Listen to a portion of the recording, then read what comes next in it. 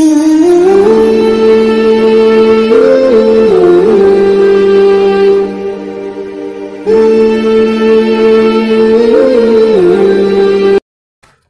و نصلی علی رسولہ الکریم، اما بعد فاعوذ باللہ من الشیطان الرجیم، بسم اللہ الرحمن الرحیم۔ السلام علیکم ورحمۃ اللہ وبرکاتہ۔ بسم اللہ الرحمن الرحیم۔ سورہ نساء آیت 22 وَلَا تَنْكِحُوا مَا نَكَحَ آبَاؤُكُم مِّنَ النِّسَاءِ إِلَّا مَا قَدْ سَلَفَ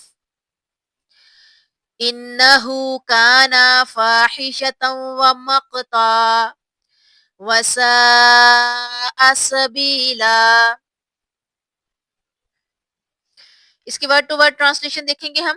وا اور لا نہیں، تنکحو نکاح کرو، ما نکحا جس سے نکاح کیا، آباؤکم تمہارے باپ، من سے نسائی عورتیں، الا مگر ما قد سلفا جو گزر چکا، انہو بے شک وہ کانا تھا، فاحشتن بے حیائی، وا اور مقتن غضب کی بات، وا اور ساء برا، سبیلن طریقہ یا راستہ۔ اس کی ٹرانسلیشن ہم دیکھیں گے۔ اور ان عورتوں سے نکاح نہ کرو جن سے تمہارے باپوں نے نکاح کیا ہے مگر جو گزر چکا ہے، یہ بے حیائی اور غضب کا کام ہے اور بڑی بری راہ ہے۔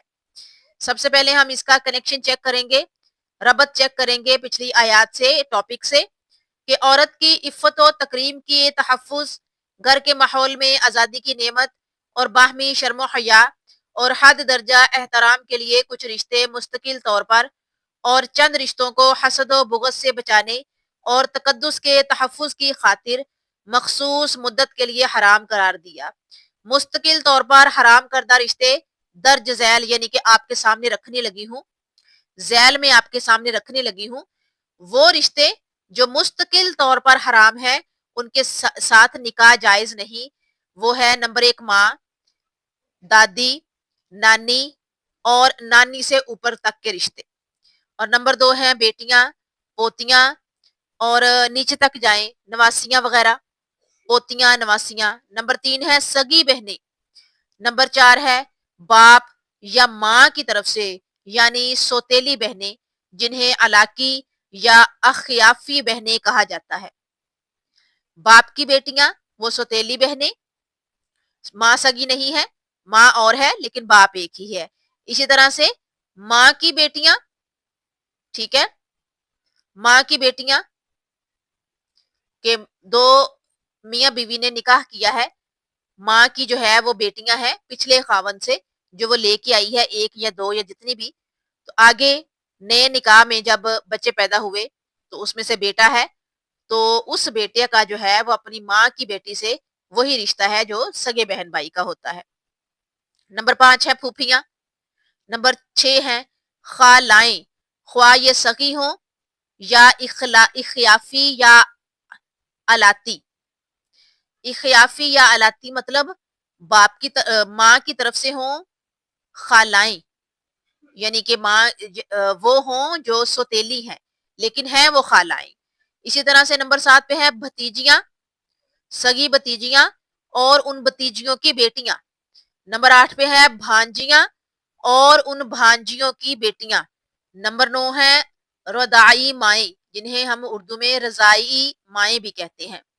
نمبر 10 رضاعی بہنیں اور رضاعت کی بنیاد پر وہ سب رشتے حرام ہیں جو رشتہ نسب کی بنیاد پر حرام ہیں، یعنی جو دودھ شریک بھائی یا بہن ہے ان سے نکاح جائز نہیں، اور اسی طرح سے دودھ شریک بھائی یا بہن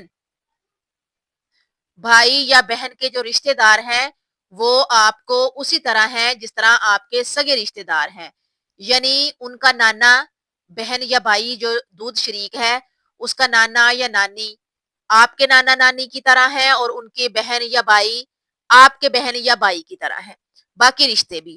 نمبر 11 ہے ساس اور سالیاں جب تک ان کی بہن نکاح میں ہو، یعنی ساس اور سالیاں، اور یہ ایک مشروط رشتہ ہے کہ یہ حرام ہے، ان سے نکاح نہیں جائز جب تک سالیاں، جب تک ان کی بہن آپ کے آپ کے نکاح میں ہے، مرد کے نکاح میں ہے۔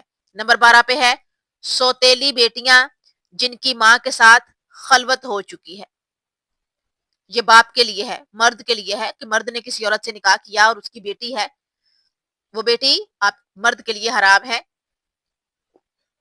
ہو جاتی ہے جب وہ اپنی بیوی کے پاس چلا جاتا ہے۔ سوتیلی بیٹیاں جن کی ماں کے ساتھ خلوت ہو چکی ہو، اگر اس کے ساتھ خلوت یا جماع نہ کیا ہو تو پھر اس کی پہلی بیٹیوں کے ساتھ نکاح ہو سکتا ہے، یعنی صرف نکاح کیا ہے، خلوت نہیں ہوئی اور اس کو چھوڑ دیا ہے، تو پھر سوتیلی بیٹیوں میں سے اگر کسی کے ساتھ کوئی سلسلہ بن جائے تو نکاح ہو سکتا ہے۔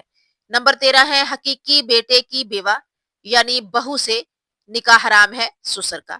نمبر 14 دو بہنوں کو بیک وقت نکاح میں جمع کرنا حرام ہے،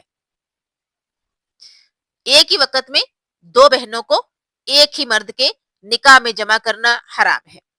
نمبر 15 ہے تمام شوہر والی عورتیں بھی حرام ہیں، یعنی وہ عورتیں جو کسی کے نکاح میں ہیں تو کسی دوسرے مرد کے لیے وہ اس وقت تک حرام ہے جب تک اس کا اپنا شوہر اس کو چھوڑ نہ دے۔ صحیح مسلم کی یہ روایت ہے کتاب الرضاع میں سے۔ حضرت عائشہ رضی اللہ تعالی عنہا بیان کرتی ہیں کہ ان کا رضائی چچا جن کا نام افلح تھا، اس نے ان کے پاس آنے کی اجازت چاہی تو انہوں نے اس سے پردہ کیا، پھر رسول اللہ صلی اللہ علیہ وآلہ وسلم کو یہ واقعہ بتلایا، آپ نے فرمایا اس سے پردہ نہ کر کیونکہ جو رشتے نسب کی وجہ سے حرام ہیں رضاعت کے سبب بھی حرام ہے۔ یہ ہے جی ہماری آیت نمبر 22 جس میں ہم نے جو ہے وہ سیکھا کہ کون سے رشتے ہم پر حرام ہیں نکاح کے لیے۔ آگے چلتے ہیں ہم اگلی آیت کی طرف۔